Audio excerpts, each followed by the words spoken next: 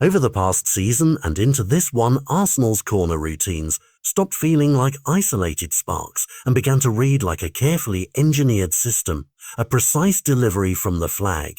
Choreography that pulls markers into uncomfortable positions and Gabriel arriving with the timing of a practiced finisher, and that repeatability produced goals, points and the kind of psychological edge opponents dread. But the very clarity of that routine has made it a target for study. Opponents have watched the footage, logged the runs and come up with practical counters, and in recent matches that preparation has shown up on the pitch. Teams have experimented with smaller, quicker markers on Gabriel, subtle body positions that deny him the free flight he enjoyed, and deliberate plans to take away the most dangerous arcs. When those adjustments land, the whole sequence loses much of its potency.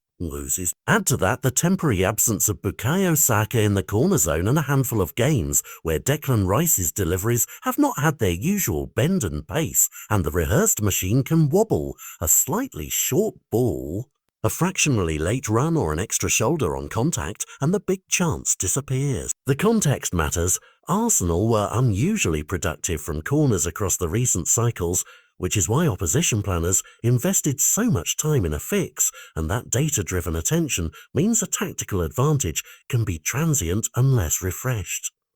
So the decision for Mikel Arteta and set-piece coach Nicolas Jova is a practical one.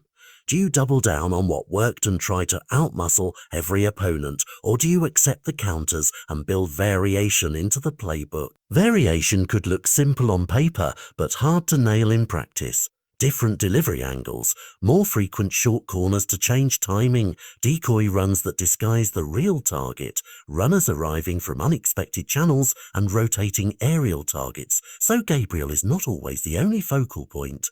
It could also mean exploiting the second phase more aggressively, rehearsed chaos that invites defenders to make the first clearance and then punish them for poor positioning, or training alternative headers and late finishes from wing-backs and midfielders rather than relying on a single big man. None of this is a moral failing. It is the normal evolution of a successful tactic in elite football.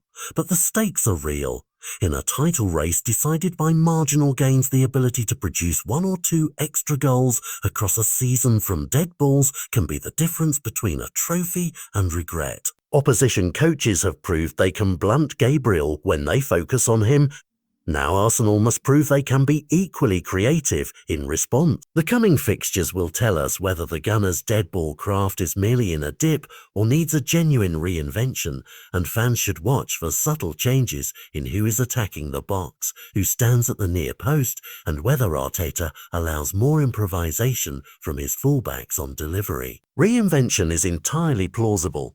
Football is a game of counters and counter-moves, but it will demand humility, practice and imagination. If Arsenal do that, their corner threat can return stronger and less predictable. If they don't, what was once a weapon risks becoming a blueprint for opponents to exploit in the tightest moments of the season.